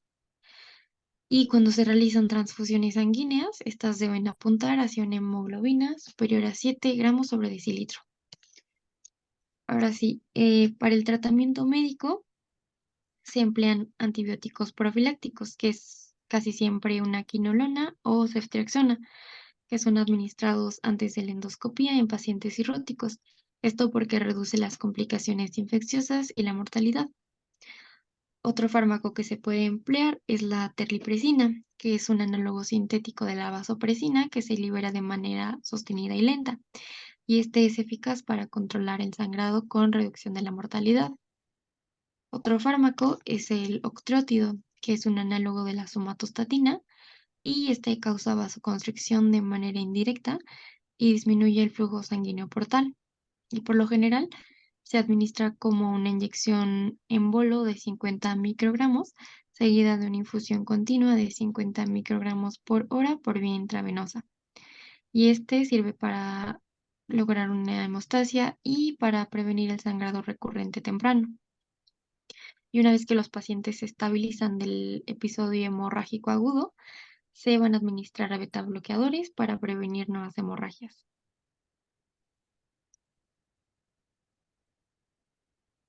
También se les realiza un tratamiento endoscópico. El objetivo del tratamiento endoscópico es encontrar el origen del sangrado y tratarlo de manera efectiva. También las varices se van a evaluar en busca de signos de hemorragia activa o marcadores de sangrados recientes. Estos marcadores incluyen varices grandes y tortuosas con marcas rojas, también varices con manchas rojo cereza o manchas hematoquísticas.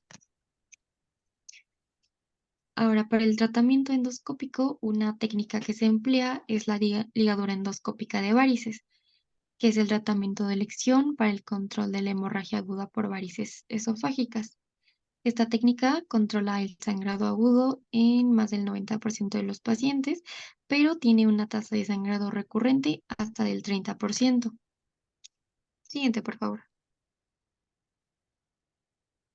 Otra técnica que se emplea es el taponamiento con globo, que es una manera eficaz de lograr la hemostasia a corto plazo, pero se debe reservar para los pacientes con sangrado variceal que no suele controlarse con un tratamiento endoscópico o que tiene una hemorragia masiva. Pero esta técnica se asocia con necrosis y también con rotura de la pared esofágica, que es una complicación letal. Entonces, se debe emplear nada más para estabilizar de manera temporal a un paciente antes de realizar un tratamiento radiológico que es más definitivo.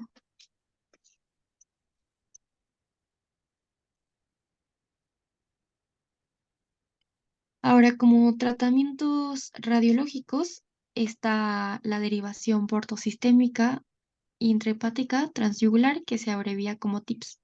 Esta es muy eficaz para controlar la hemorragia, ya que logra una hemostasia inmediata en más del 90% de los casos. Se realiza en personas que tienen una hemorragia persistente por varices a pesar de los intentos de control endoscópico. Eh, en este, en esta técnica se lleva a cabo una conexión entre las venas porta y la hepática y se coloca una endoprótesis entre ambas venas. Y como complicaciones, eh, pues puede causar encefalopatía por la derivación, oclusión de la derivación con sangrado recurrente o migración de la derivación. Y otro tratamiento radiológico es la obliteración transvenosa retrógrada con globo ocluido, abreviado como BRTO. En este procedimiento se va a dirigir un catéter a la derivación gastrorenal o gastrocava y se va a expandir un globo para bloquear la derivación y luego se inyecta un esclerosante en las venas gástricas hasta que se elimine el flujo. Siguiente, por favor. Ahora el curso y pronóstico de los pacientes que tienen sangrado variceal. Pues bueno, la hemorragia por varices es una causa importante de sangrado recurrente y de muerte. Los pacientes van a tener alto riesgo de hemorragia recurrente hasta que se obliteran las varices gastroesofágicas. Y si un individuo sobrevive al episodio hemorrágico inicial, se deben realizar ciclos repetidos de ligadura con banda aproximadamente cada 2 a 4 semanas hasta que se obliteran las varices. Y después se combina con un tratamiento médico que utiliza betabloqueantes. Y el pronóstico para los pacientes que tienen varices gastroesofágicas es malo porque indica una hepatopatía progresiva y generalmente fallecen por descompensación hepática, nuevas hemorragias, por infecciones, por insuficiencia renal o por otras complicaciones.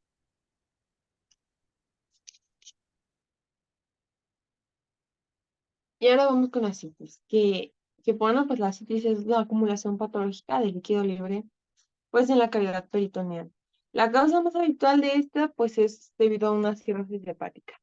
Aquí puso una tabla con procesos capaces de producir aumento de líquido acítico. La verdad es que es una tabla enorme y pues ahí tiene muchas, ¿no? Como enfermedades hepáticas, como cirrosis hepática, hígado tumoral, enfermedades veno-oclusivas, enfermedades peritoneales también puede ser, tumorales, infecciones, como peritonitis tuberculosa, bacteriana, parasitaria, micótica, otras como enfermedad de Whipple, gastroenteritis eosinofílica, fiebre mediterránea. También hay enfermedades ginecológicas, como puede ser una rotura del quiste folicular o una rotura de un embarazo ectópico.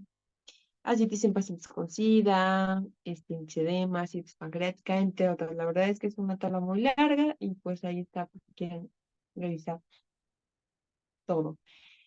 Ok, entonces, pues la acumulación de líquido acítico traduce un exceso de sodio y agua en el organismo, pero el acontecimiento que desencadena este desequilibrio no es bien conocido. En la actualidad existe una hipótesis que recibe el nombre de teoría de la vasodilatación arterial periférica. Y esa teoría se explica en este esquema que puse ahí.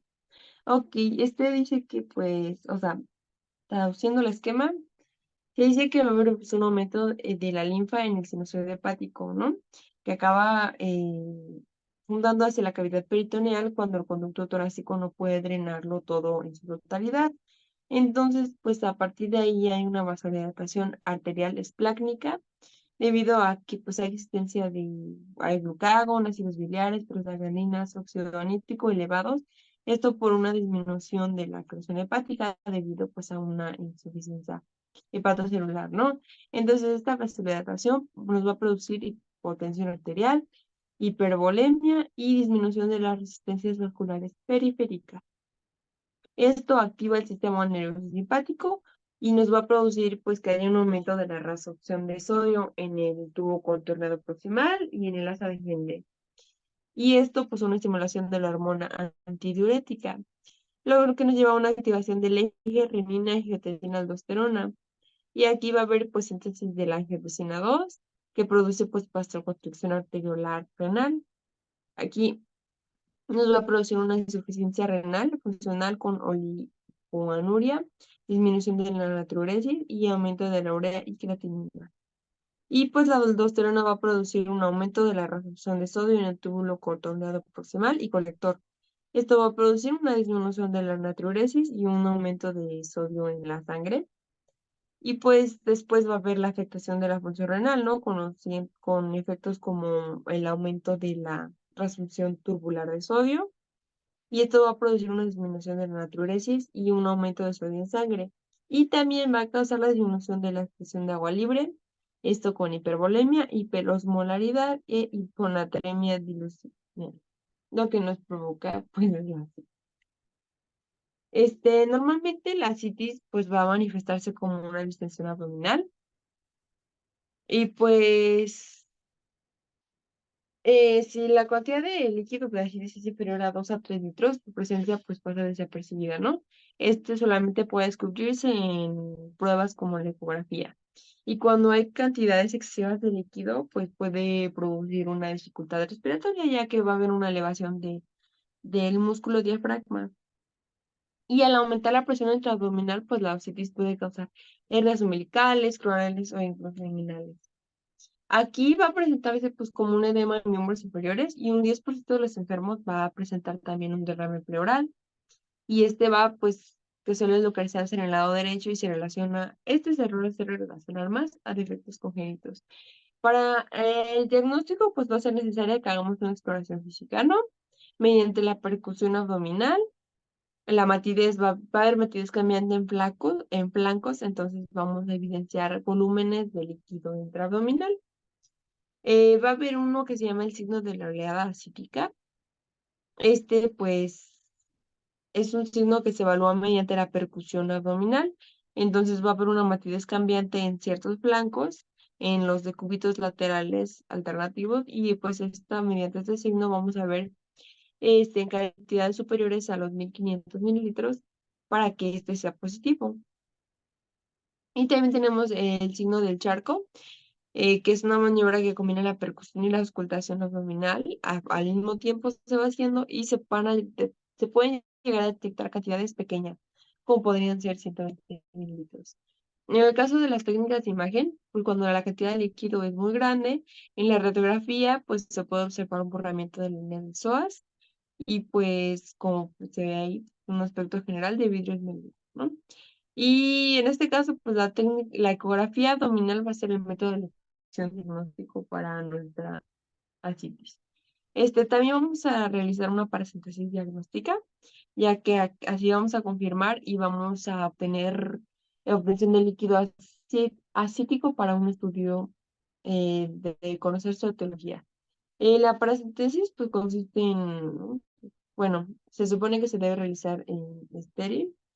Se va a infiltrar la piel con un anestésico local y pues los lugares donde se suele realizar la punción o los ideales pues son el cuadrante inferior izquierdo del abdomen y la línea media infraumbilical. Y ya pues el lugar que se elija para la punción decía que se decía ser mata la percusión y situado bajo el nivel aire líquido acítico. Entonces el paciente se va a colocar en decúbito lateral o un poquito en decúbito supino según donde sea la punción, ¿no? Pues en fosa ilíaca o la línea medioclavicular. Y pues se va a insertar la aguja, ¿no? Que se decía que era un angiocatéter de número 22 y pues muy lentamente se va metiendo y va aspirando con la aguja, ¿no? En reposo para evitar que se aspire intestino. Y o sea, y en el caso de que se llegara a sobrepasar pues a la pserosa peritoneal, el paciente pues va a sentir como dolor, ¿no? Para realizar esta paracentesis va a ser en las siguientes situaciones nada más. Cuando es una ascitis de reciente comienzo, cuando hay un nuevo brote de ascitis o cuando hay una ascitis en combinación con dolor abdominal, ¿no? Fiebre, febrícula, hay leucocitosis también, alteración o deterioro del estado clínico o lesión ocupante del espacio. Aquí puse una tabla donde dice, o sea, cargan el líquido acídico y lo que puede obtenerse de este estudio, ¿no? Por ejemplo, pues dice el hallazgo y lo que puede significar, ¿no? Por ejemplo, ¿no? Que sea eh, amarillo transparente o turbio, ahí pues normal, ¿no? Amarillo transparente, pues que es normal. Si es turbio, pues puede significar que hay una peritonitis secundaria o pancreatitis, ¿no? En este caso, pues también marca las proteínas, qué es lo que pasa si en las proteínas, las albúminas, LDH, amilasas o triglicéridos. Y ahí pues dice lo que puede significar. Es una tabla igual bastante grande, y la dividí en dos porque no cabía. Y es importante que realicemos pues un hemograma y una bioquímica general en nuestros pacientes y pues que estudiemos su función renal, ¿no? Entonces vamos a tomar una muestra de sangre, en donde pues nos van a pediremos que se muestre pues la urea, la creatinina, el sodio y el potasio y pues también la prueba orina de 24 horas para determinar pues la cantidad de electrolitos, creatinina, urea y osmolaridad de nuestro paciente.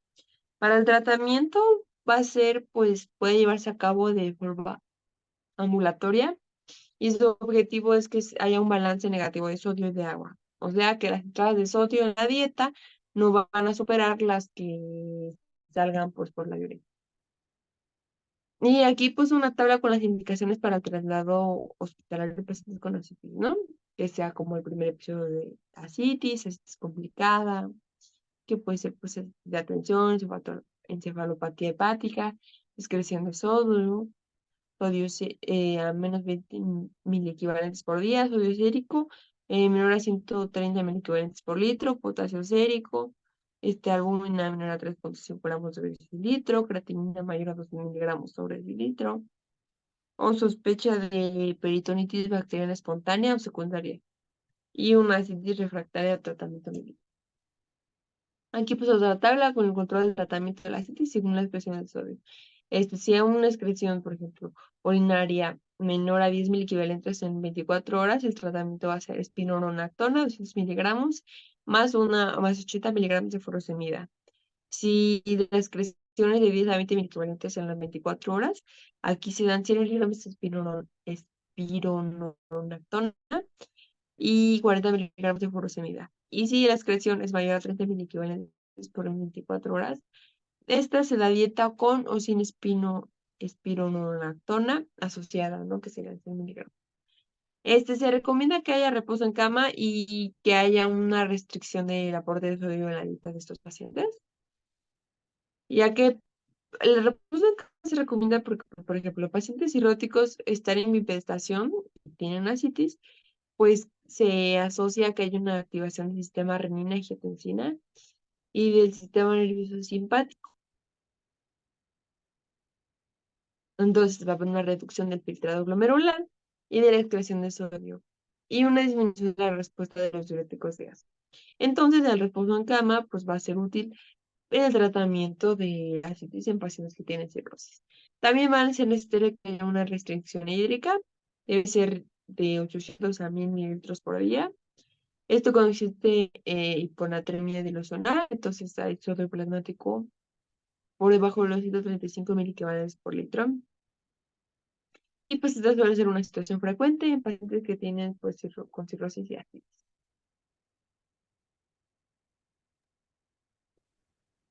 El último tema de esta exposición es el de encefalopatía hepática. La Asociación Americana para el Estudio de Enfermedades Hepáticas la define como la disfunción cerebral causada por insuficiencia hepática y o una derivación portosistémica que se manifiesta con un amplio espectro de anomalías neurológicas o psiquiátricas que van desde alteraciones subclínicas hasta el coma. Esta es una complicación común y grave de los pacientes que tienen insuficiencia hepática. Se estima que la prevalencia al momento del diagnóstico de cirrosis oscila alrededor del 6 al 13% y al menos del 20 al 53% de todos los pacientes con cirrosis se verán afectados alguna vez con encefalopatía hepática. Y la fisiopatología está relacionada con el acúmulo de amonio que debido a la falla hepática o a la presencia de una derivación protosistémica es llevado a la circulación sistémica pasando a través de la barrera hematoencefálica, donde se convierte en glutamina y ocasiona disfunción neuronal y edema cerebral.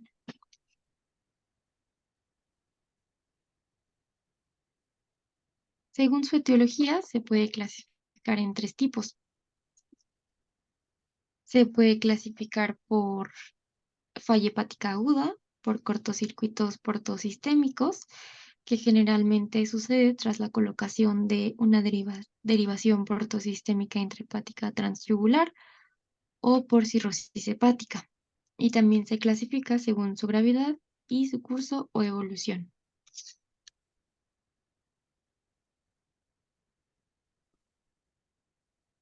Ahora, los factores de riesgo. Pues está claro que la insuficiencia hepática es la causa de la encefalopatía hepática, pero los motivos subyacentes al desarrollo de las hepatopatías, como el abuso de alcohol, la obesidad y la hepatitis viral, en particular la hepatitis tipo C, así como las afecciones extrahepáticas como la diabetes y el envejecimiento, pueden tener un impacto en el comportamiento de la encefalopatía hepática. Y existen 4 principales factores de riesgo para la encefalopatía hepática. El primero son las infecciones, ya que el crecimiento excesivo de bacterias intestinales se asocia con una mayor producción de amonio y, por tanto, con encefalopatía hepática. Otro factor de riesgo es el estreñimiento. Este representa el 29% de las causas precipitantes de la encefalopatía hepática, y esto causa disminución del tránsito intestinal y una mayor absorción de amonio hacia el sistema portal, excediendo las capacidades metabólicas del hígado para eliminarlo por el ciclo de la urea, y entonces causa hiperamonemia, pudiendo generar mayor translocación bacteriana. Otro factor de riesgo es la deshidratación y las alteraciones hidroelectrolíticas. Otro factor de riesgo es el sangrado del tracto digestivo, ya que la hipovolemia intravascular en un contexto de hemorragia gastrointestinal y una diuresis excesiva aumenta la producción renal de amonio, que está mediada por la angiotensina 2, además de aumentar la producción intestinal de amonio. Siguiente, por favor.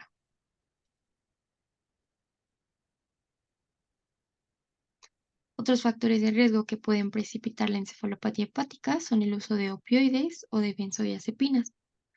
También el estado nutricional juega un papel, ya que muchos pacientes que tienen cirrosis padecen sarcopenia, y ya que el músculo esquelético ayuda a remover el amonio por la enzima glutamina sintetasa, se espera que los pacientes que tengan sarcopenia tengan una menor depuración de amonio.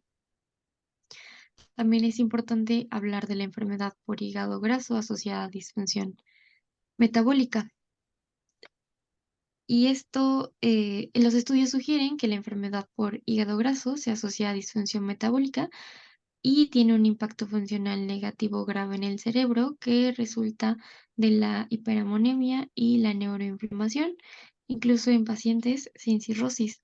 Y esto se debe a los cambios cualitativos y cuantitativos de la microbiota intestinal, que finalmente alteran el metabolismo del amonio y lo llevan a la activación de vías proinflamatorias.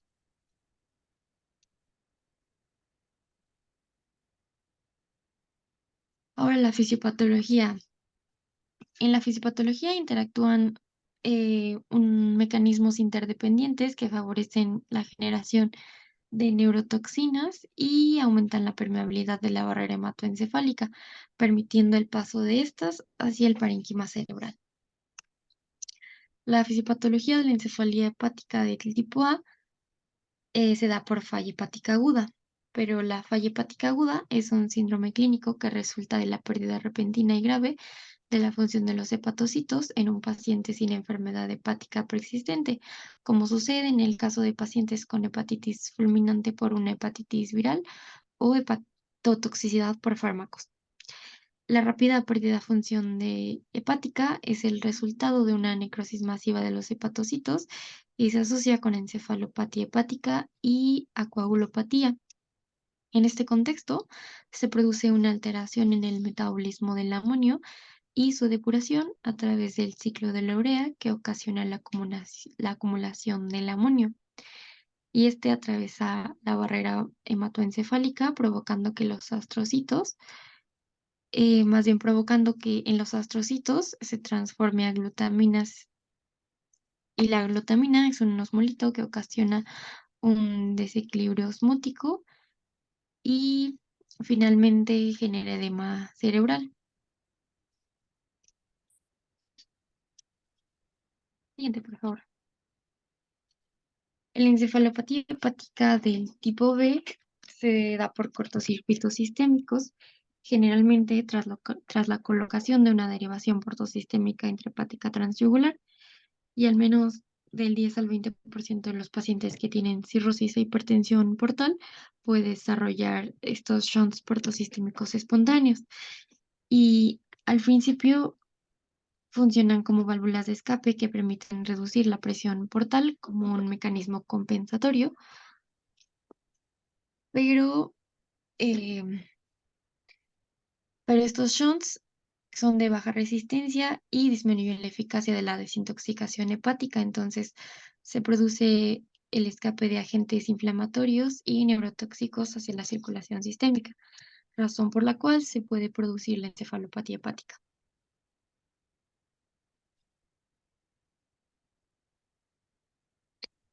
Y la encefalopatía hepática del tipo C está dada por la cirrosis hepática. Y es un proceso progresivo que se agudiza por la descompensación aguda de la cirrosis hepática, pero en su génesis intervienen muchos mecanismos que favorecen la hiperamonemia y también la formación de otras neurotoxinas. Siguiente, por favor. Ahora las manifestaciones clínicas. Los síntomas clásicos que presentan los pacientes con encefalopatía hepática van a ser cambios súbitos en el comportamiento, depresión, ansiedad, euforia, letargo, apatía, comportamiento inapropiado, disfunción cognitiva que se expresa como incapacidad para mantener la atención, desorientación, alteraciones en el lenguaje y puede llegar hasta que los pacientes estén en un estado de coma. Siguiente, por favor. Y los síntomas de la encefalopatía hepática enmascarada incluyen cambios mínimos, pero que sí son perceptibles al interrogatorio y a la exploración física. Estos cambios son euforia, ansiedad, disminución de la capacidad para mantener la atención, discalculalia, que es la dificultad para sumar o restar, y también se presentan alteraciones del sueño ciclovigilia. Siguiente, por favor. Y bueno, la gravedad de la encefalopatía hepática se va a clasificar según la escala de Westhaven, que toma como base el deterioro del estado mental. Y esta clasificación es muy útil para determinar la progresión de la enfermedad y también la respuesta al tratamiento médico. Los criterios de Westhaven van desde el 0 al 4, donde en el 0 se muestran anormalidades psicométricas moderadas, pero con función neurológica normal. Y el grado 4 pues, están en coma. Y siguiente, por favor. Para el tratamiento se deben de identificar y de tratar las causas desencadenantes. El tratamiento se va a enfocar en la reducción de la acumulación intestinal de amoníaco. Se puede emplear lactulosa, que elimina tanto la fuente del amoníaco, y este es un tratamiento de primera línea. La dosis diaria se debe ajustar para producir 3 evacuaciones blandas al día. Y como complicaciones se incluye la hipovolemia o la hipernatremia.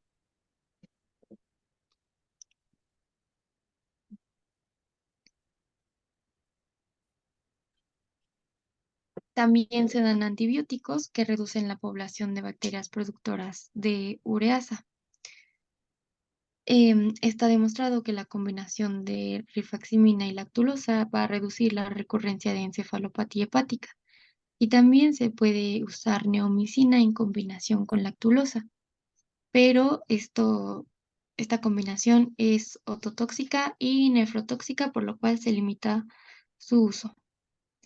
Y también está indicado considerar el trasplante hepático en pacientes que tienen encefalopatía hepática.